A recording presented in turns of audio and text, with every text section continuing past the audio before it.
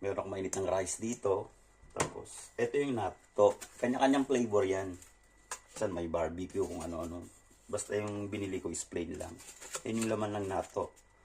May syrup siya. Tapos may wasabing konti. Saka, beans yan, no? Beans yung natto na yan. Tanggalin mo lang siya ng ganyan. Yan. Yan. Pero malagkit siya.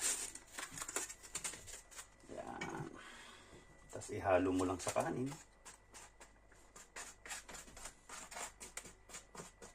Maganda to sa mga nag-gym.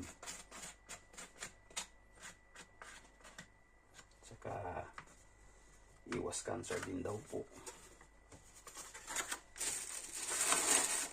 Saka mo ilagay yung syrup. Yan.